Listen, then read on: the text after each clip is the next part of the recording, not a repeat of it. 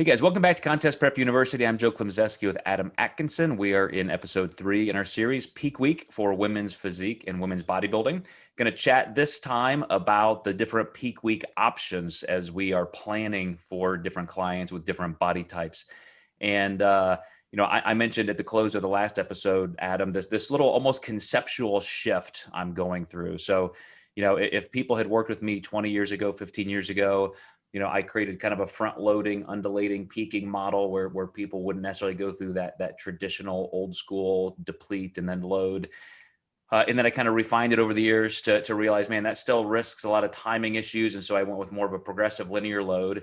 And now I'm back to seeing a lot of value in almost staying, slightly on the edge of depletion, not at all depleted, but just, instead of looking for that, climb through the week, that we want to almost have a little bit more impact at the end, some big surge.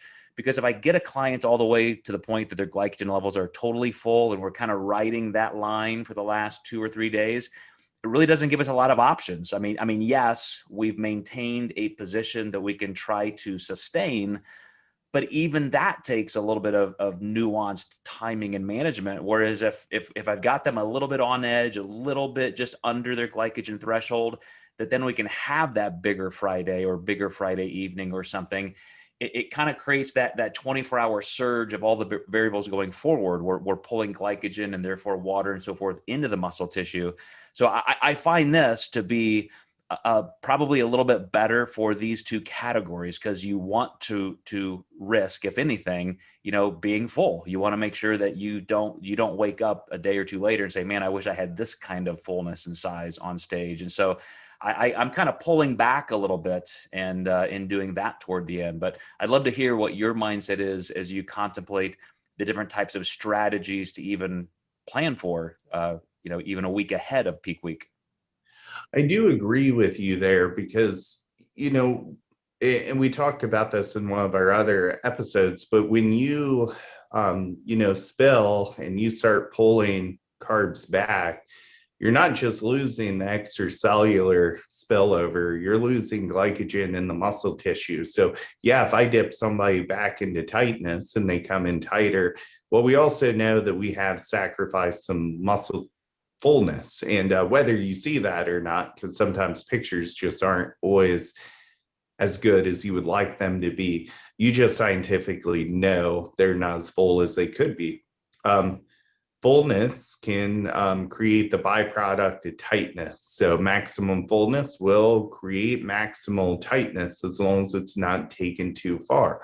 So you're really like a balloon pushing that muscle tissue to the surface of the skin and creating that tightness. And you see this in these divisions in the legs quite a bit, where you just and that's one of the coolest things about this division is you just really see those legs balloon up and just come to the surface. And that's why I love this division, is that the legs are a really primary focus. And to see a girl diet hard enough to get shredded legs is amazing. But then when you really hit that glycogen threshold by pushing into the home stretch there and create that maximal fullness, as a coach, you almost get scared and say, wow, we nailed this so good. Can we do this again next show? And because your peak weeks aren't always going to be the same. They're going to change.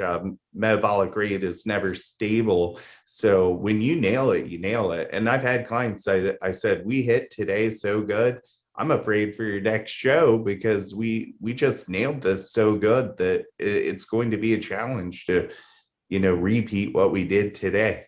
I have experienced that. I have won huge shows, pro cards, world championships and so forth with a lifetime best condition, best peak with somebody. And you're exactly right. To repeat that is incredibly difficult. It's the gold standard. It's what we want for every client, every show. But there are so many variables that even when you're doing everything right, it can be difficult to repeat. But I will say, I think I'm in my best position as a coach when I'm nervous on contest morning that somebody's a little too flat. And we've talked about that you almost want to kind of err there, because if I feel like, okay, I've got to force a little bit more water, I got to watch sodium, I've got to really make sure, are they staying warm? Are they giving me any indication they're going to get full? And I'm getting more and more nervous. It's more times than not that I get those pictures back from the stage and I'm just like, wow, they look like they tripled in size in 15 minutes. And it's because of the effect of that extra hydration and that pump up and getting under the lights and so forth, because they were simply lean enough. You know, you have to be lean enough. You have to be tight enough. There can be no spillover to where even those last couple hours are just that upward climb, to use your phrase, you know, where your muscle tissue is just exploding with fullness. And so that's, you know, when I'm in this episode talking about my peaking strategy, you know, that's for these divisions, that's what's paramount in my mind, is making sure we're reaching that point where we can just impress the judges with massive amounts of fullness, knowing that conditioning was already the foundation. Yeah, and people watching just need to know you need to be lean enough to peak, and that's paramount before anyone watches any of these videos. All right, guys. So in the next episode, fourth episode in the series, we're going to talk about how to manage and adjust the peak week process. So we will see you next time.